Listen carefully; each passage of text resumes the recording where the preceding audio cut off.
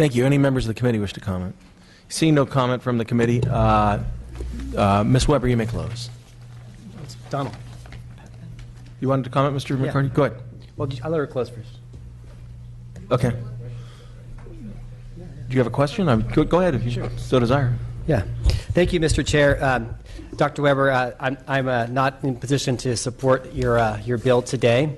As I read it, there are essentially three main elements as you outlined. The first related to measures of pupil progress. The second piece is evaluations in the three rating levels, in addition to with the new third level, and the fourth is related to the California Peer Assistance Review Program, PAR, and kind of a framework for improving that. The first and third pieces, I do think they have merit too, and I would be willing to support those pieces. I'm not pursuing here a hostile amendment to you today, but just want to outline that if you're so inclined, I would support those first and third elements of your legislation.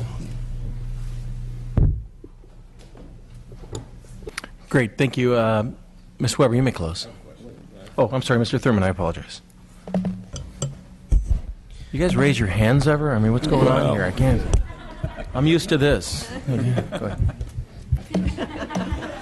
I'm exercising my right to speak and ask a question on this item. I want to thank you, Dr. Weber, because I know you're hard-charging on subjects that need to be discussed. I appreciate your passion for making sure that all of our kids have success. I do have a question about your bill, and as I share with you, I have a lot of concerns about your bill. And anybody who knows me, they'll know that there's no surprise. I've never really liked linking the students' performance to their teachers' performance. Some of it is because I represent a school district like you have, and I've represented districts where students in the same grade will have an entirely different look to their class, to their school's composition around test scores, around grades. Students in the same grade, in one school will be considered the top performing school in the district around ABI scores or other measures, and students in the same grade will be considered what California used to call among some of the most persistently and lowest performing schools in the state of California. And I don't understand, if you use student performance as the primary criterion for evaluating teachers, what standard set of criterion you would have to evaluate teachers who are in the same district and have kids in the same grade who are at such different places academically, right? We talked about kids who are 3 grade levels below where they should be, and that sometimes, in spite of the input from those around them to help them, the student's performance doesn't always match that the output doesn't always match that input. I know that in my own experience as a student, before the Stone Age, as my kids would say, that I struggled in every form of mathematics. My algebra teacher worked with me for countless hours on algebra, and I am indebted to Ms. Harrell always for her commitment to me. She taught me more about life than I could learn on my own about algebra, and sometimes, in spite of all of her efforts, I still received or earned the grade of C and sometimes D, and I continued to struggle for many years in spite of her really hard work. On every single standardized test I've ever taken in my life, from the it was the California Achievement Test then, to the SAT, to even the LSAT, I just bombed them. But I think I had fantastic teachers. And I thought about this as I read this. If any of my teachers were ever judged based on my academic performance, that they weren't doing a good job, I don't think that would really equate to their level of performance and their level of input. And so, as difficult as that is for me, given how great you are a leader around education, it's not something that I feel I can support, the link between student performance and teacher performance and teacher evaluation. I I do want to ask the question about what criterion would there be used to ensure that all teachers are evaluated on the same set of criteria if teachers in one district where one grade or one grade level is considered lowest performing, and teachers in that very district have students in the same grade who are considered high performing based on test scores and other measures, what would be the common set of indicators to use to ensure that everyone received an equitable evaluation? Mr. Thurman, I appreciate your question and your comments. You probably know I've spent the last 40-some-odd years as an educator who has been in and out of schools and in and out of systems almost my entire life. I would never, ever develop an evaluation system based on one indicator. I served as a vice chair of the National Alliance for Restructuring Schools and the national chair of the New Standards Project. And a part of that whole effort was talking about multiple forms of assessment.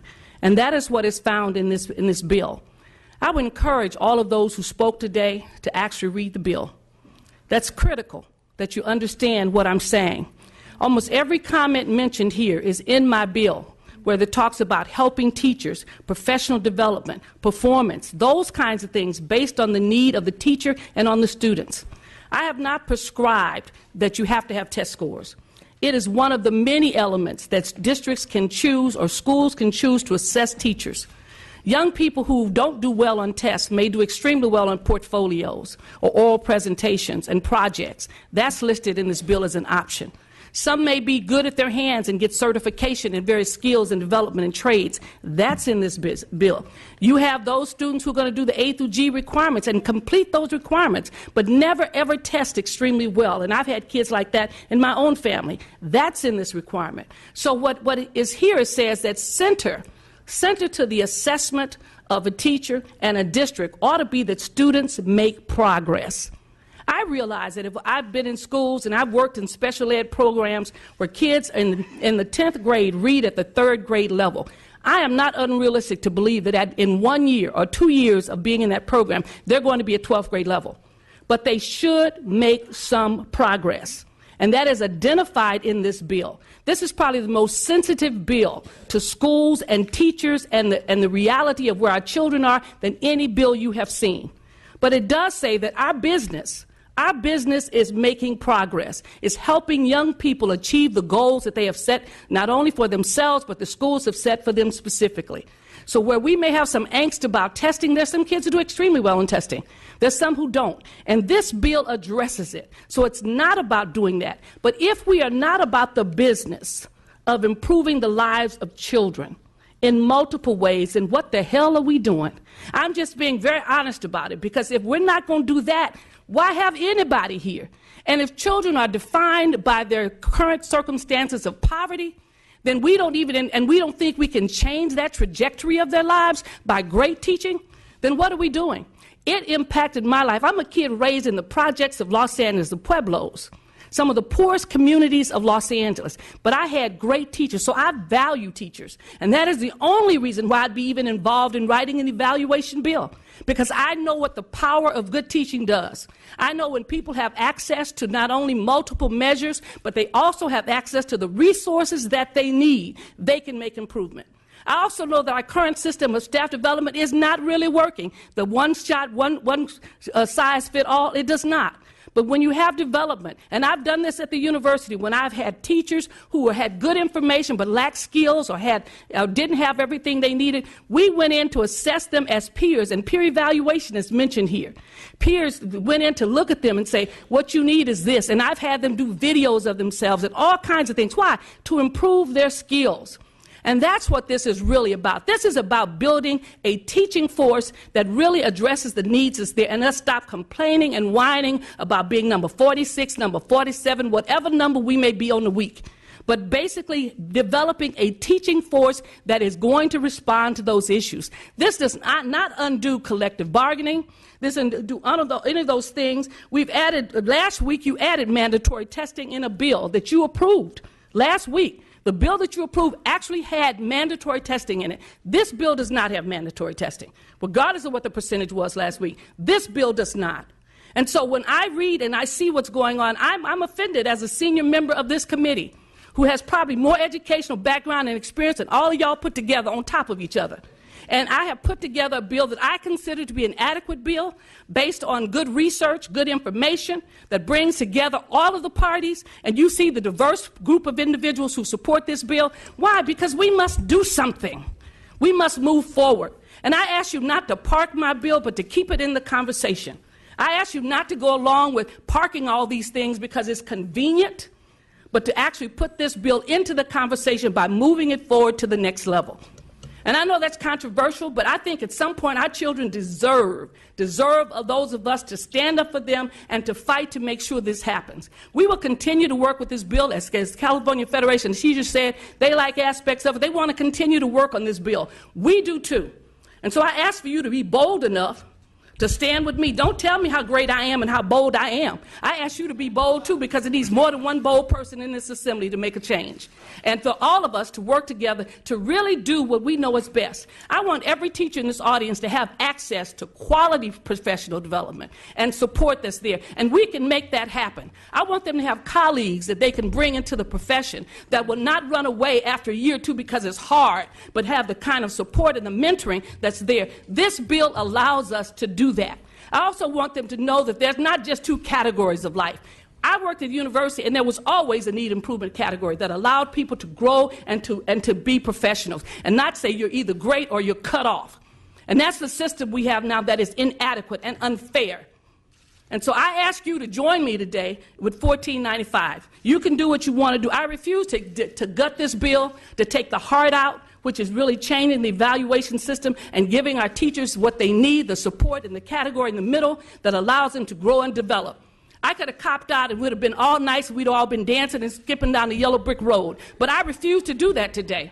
I refuse to do that because I did not come here to go along with the program. I came here as a member of this assembly 2 years ago because my children needed it, our community needed it, this state needs it.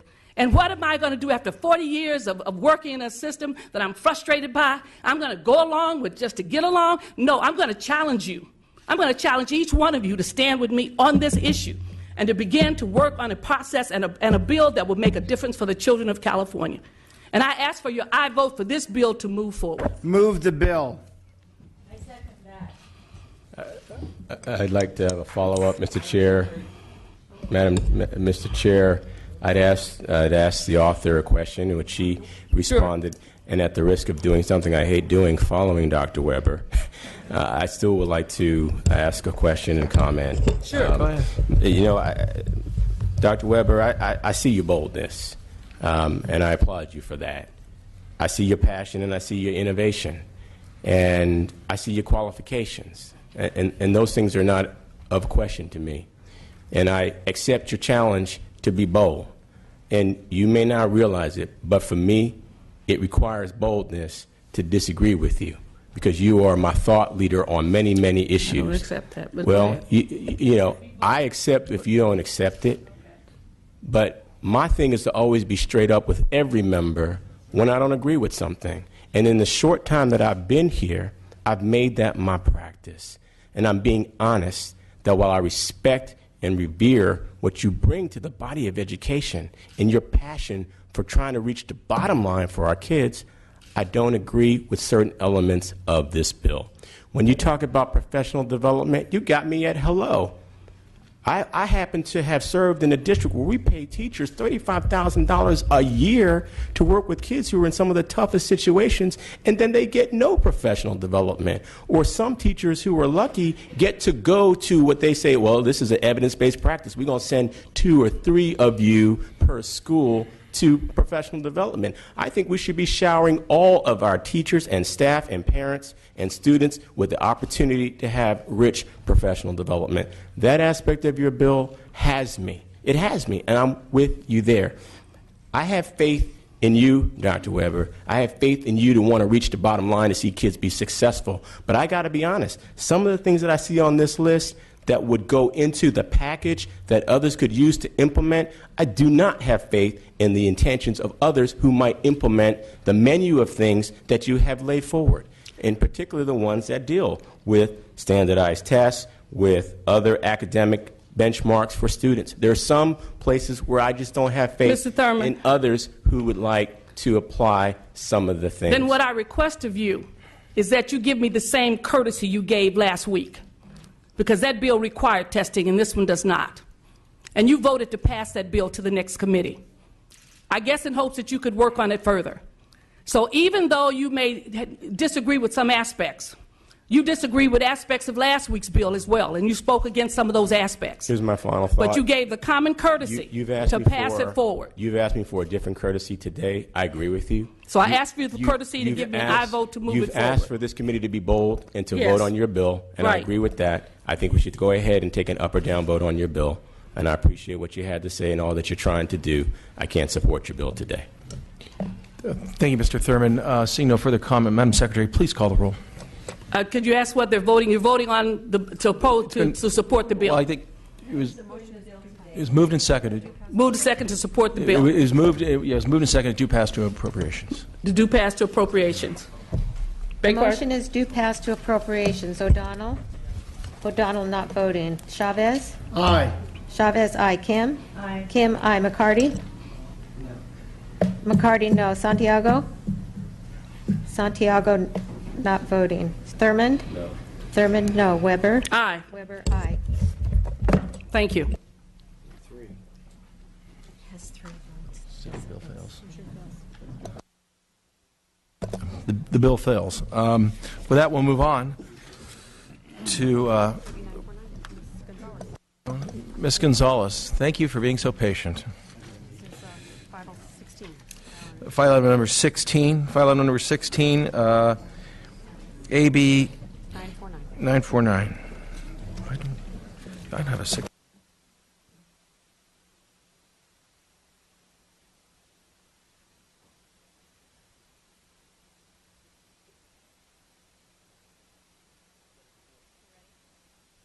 Ms. Gonzalez, please proceed and be as efficient as possible. Thank you, Mr. Chair. I will be. I'd like to begin by accepting the committee recommendations and thank the committee staff for working with me to help further strengthen this bill.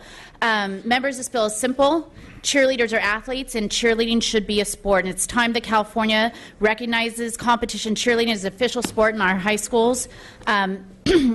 In order to, the need for this is quite obvious. Cheerleading counts for approximately 60% of all catastrophic injuries in girls' high school athletics, the most dangerous sport according to the National Center for Catastrophic Sport Injury Research at the University of North Carolina.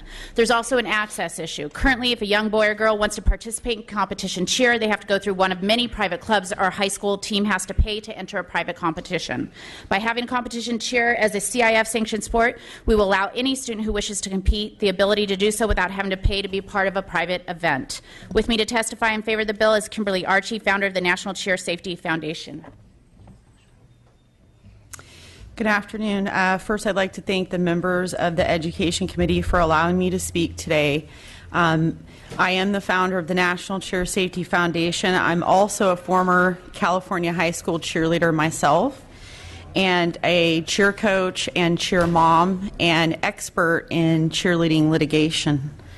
Some of the other statistics that would be important to know: the Consumer Product Safety Commission ER visits have gone to 36,000, which is a 500% increase over the last 30 years. Another important thing to look at is that the head is now the #1 body part injured on cheerleaders and not the ankle as of the 2013 numbers. There were 7,126 head injuries to young cheer athletes. In a recent study of cheerleading injury cases, 0% had a rehearsed catastrophic emergency plan, and 90% did not have access to an athletic trainer.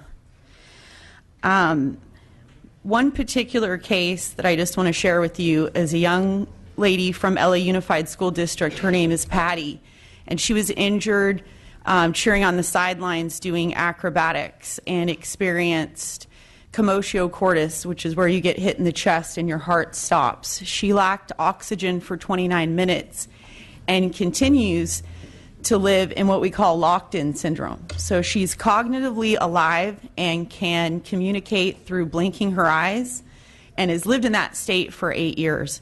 This bill would make injuries like Patty's not in vain.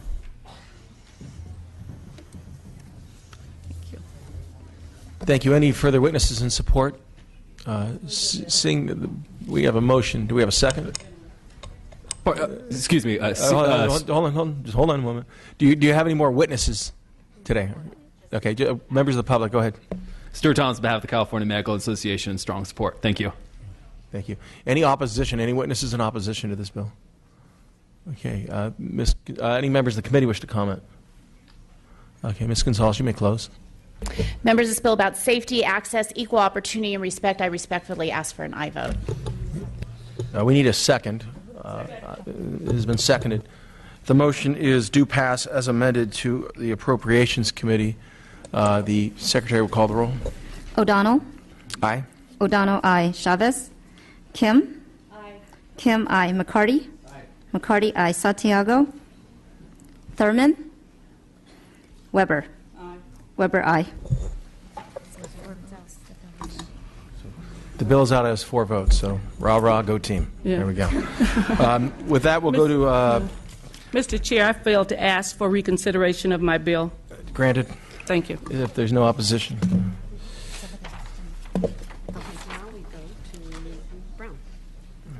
Ms. Brown, good afternoon. File item number 10, AB 710. Ms. Brown, you may begin. Thank you so much. Mr. Chair and members, I would like to begin by accepting the committee's proposed amendments to specify the probationary status of the pupil, including the beginning and ending dates of probation. AB 710 would re-include youth involved in the juvenile justice system in the local control funding formula. The original local control funding formula defined foster children in a way that would ensure that all youth involved in the state's child welfare or juvenile justice system were included in the funding and accountability framework. Unfortunately, this inclusive definition was changed in 2014 in a 2014 budget trailer bill, and youth involved in the juvenile justice system, except those in group homes, were removed from the LCFF. Like the children in low-income households and foster care, students who have been a part of the juvenile justice system have needs that, if not met, will increase their risk of dropping out of high school and returning to the justice system at a considerable social cost. Failure to successfully transition youth in the juvenile justice system back to school costs the state approximately $46 billion a year and feeds the school-to-prison pipeline. AB 710 will provide districts that educate probation youth the additional funds they need to improve the educational outcomes of these students and help them to stay out of the criminal justice system. I have a witness that will self-introduce. My name is Deborah. Can you hear me? My name is Deborah. My name is Deborah Escovedo. I'm an education rights lawyer with the Youth Law Center. I'm tempted to say that I'm also lucky to be Latina, but I'll refrain from doing that. But I've been an education advocate for over 30 years, and I'm proud of the fact that throughout my 30 years as an education advocate, I have focused on representing subgroups. I've done English language subgroups. I've done foster youth subgroups. I've done almost undocumented subgroups. But I have to say, knowing the educational needs of juvenile justice youth as I have for the last 10 years, there had to be some sort of mistake why these children were not included as a subgroup under the local control funding formula. So I'm going to provide you some data, not a lot, because I know it's been a long day. But the academic levels of adolescent-age youth in the juvenile justice system rarely exceeds elementary levels, right? And this is all research studies. Between 30 to 60% of the youth in the juvenile justice system have special education needs or disproportionately special ed children. Also, between 50 and 75% of youth in the juvenile detention facilities have diagnosable mental disorders. But let me give you some more California-related data, and that would say that juvenile court schools have the highest dropout rates of all schools in the state at 37.7%. Fortunately, by the way, that number is going down. Our court school population is disproportionately youth of color. 82% of all children enrolled in our California court schools are either Latino or African American youth. Consistent with this data, of the 46,000 children or youth who were juvenile detention youth who were served by neglected or delinquent programs, only 44% failed to re-enter a school once leaving the facility Thank you. within If you 30 could summarize. days. My summary is this, and the truancy rate, by the way, in juvenile detention facilities is over 60%. Okay. Truancy rate. Thank you. Thank I you. would just say they need to be at the policy setting table at the local level. We need to be discussing their... Thank you. Your next witness. Hi, my name is Laura Fair. I'm the Statewide Education Rights Director with Public Counsel. We're proud to co-sponsor AB 710 and to help ensure that these youth are re-included back in LCFF. As you heard, when the bill was first came out, these youth were already in the bill, and actually those of us who care for youth who are in all of these court-involved systems cheered, because for once we saw really how all of the youth who are in our court systems were being protected. We represent and support thousands of foster youth and probation youth each year and crossover youth. And Gladys is one of those youth. Her mother died when she was 5. Her father has been in and out in jail. She was placed in the foster care system because her mental health issues were far too serious for her grandmother to support. And an incident with her estranged father ended up, when she fought back, resulted in her being placed in the juvenile justice system. And she's been there now for 3 years. When LCFF was passed, as I said, we were really, really thrilled because our young people who are our crossover foster youth who go in and out of our juvenile justice system and our foster care system were included. They were part of the definition. And then unfortunately, in the middle of the night with the trailer bill, they were taken out. And so we want to see them re-included. We want youth like young people like Gladys to be considered because we believe this is such an important local process and that we need to know more about what's happening with youth. And when our youth like Gladys, who are in our foster care system, transfer into our juvenile justice system, they shouldn't be left out because of that transfer. They should be a part of it. And so, anyway, we're asking for you to re-include them. Since the time that occurred, we've really connected with CDE to develop a fix, which is represented in AB 710, and we'll really ensure that youth on probation are re-included so that youth like Gladys are not left out. Thank you. Thank you. Thank you. Other witnesses in support. Beth Helmson with Fight Crime Invest in Kids, representing over 400 sheriffs, police chiefs, and district attorneys in support. Thank you. Atasi Upal with the National Center for Youth Law. We're co-sponsors of the bill and are in strong support. Kasasi Brooks with Policy Link and the Alliance for Boys and Men of Color in strong support of this bill. Thank you. Susie Costa with the Advancement Project in strong support. Thank you. Any witnesses in opposition to this bill? Seeing no witnesses in opposition, members of the committee wish to comment. Seeing no comment, do we have a motion? Mr. McCarty, do we have a motion? Ms. Kim? Okay, I'll second. You may close quickly, please. I just ask for your aye vote for these kids. Awesome. With that, go ahead and, Madam Secretary, please call the roll. The motion is do pass as amended to appropriation. O'Donnell? Aye. O'Donnell, aye. Chavez? Kim? No. Kim, no. McCarty? Aye. McCarty, aye. Santiago? Thurmond? Weber? The bill is on call. With that, we're going to move to file item number. One moment.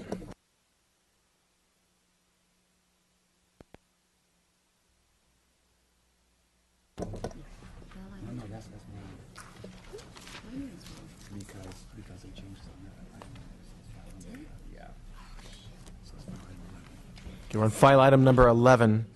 Ms. Kim. So.